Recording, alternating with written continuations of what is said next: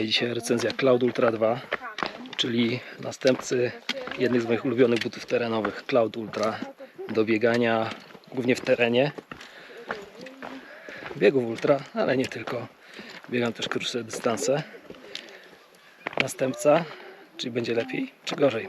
Przekonacie się sami.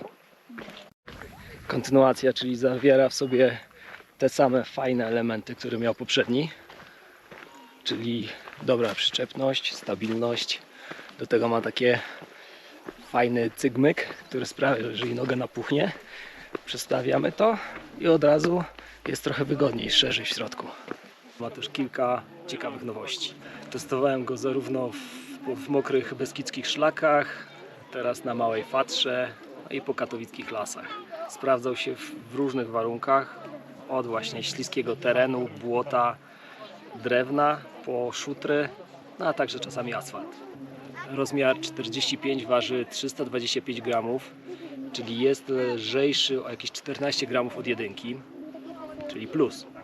No i jest to już taka całkiem fajna waga, dość lekki, jak na but o takim przeznaczeniu. Pierwsze wrażenia były bardzo dobre. Zakłada się go identycznie jak jedynkę. Jest taka trochę jakby tutaj skarpetka. Bardzo wygodnie leży na stopie. Czuć więcej luzu aniżeli w jedynce. Jest mniej sztywny, bardziej się wygina. Podeszwa Mission Grip jest prawie taka sama jak w jedynce, tylko zwiększono pole kontaktu z podłożem, przez co ma być lepsza przyczepność. Tak samo jak w jedynce, tutaj szpara jest dosyć wąska, dzięki czemu kamienie, szyszki raczej nam tutaj nie zostaną. Kształt bieżnika sprawia, że dość dobrze trzyma się właśnie i to na śliskiej nawierzchni, na kamieniach, szutrach, tego typu nawierzchni. To, co najbardziej chyba się różni od jedynki, to miękkość podeszwy.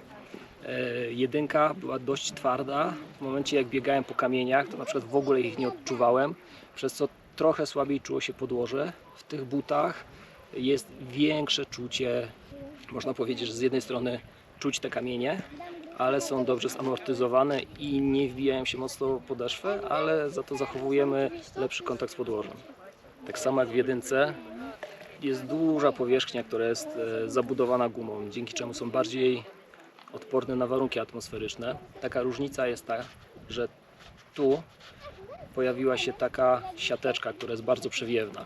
To sprawia, że jak wbiegniemy w kałużę, tu dostaje się woda, ale równie szybko jak się dostała, to potrafi wyparować i znowu mamy suchą powierzchnię w bucie.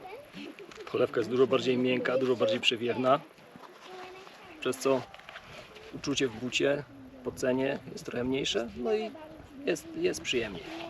Do tego ma w sobie płytkę Speedboard, która pomaga w odbiciu, dzięki czemu jest bardziej sprężysty. Jeżeli chodzi o drop, to jest troszeczkę niższy aniżeli w jedynce. Tam było 8 mm, tutaj jest 6.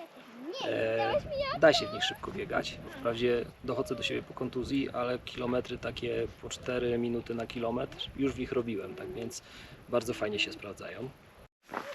Podsumowanie Cloud Ultra 2. A więc tak, ma wszystkie te bariery, które miał Cloud Ultra. Do tego jest trochę bardziej przewiewny. Wydaje mi się, że jest bardziej wygodny. Z podeszwą cały czas się najbardziej zastanawiałem, czy to, że jest bardziej miękka, jest plusem, czy minusem. Dalej się nad tym zastanawiam, aczkolwiek teraz jest bliżej mi do tego, że jest to plus. Cloud Ultra 1 to były moje ulubione buty do biegania w terenie.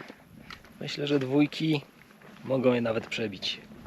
I pozostała rzecz to kolorystyka.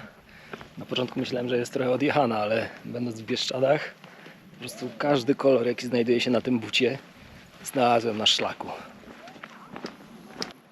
Jeżeli podobała Ci się ta recenzja, zasubskrybuj mój kanał, polub i do zobaczenia następnym razem.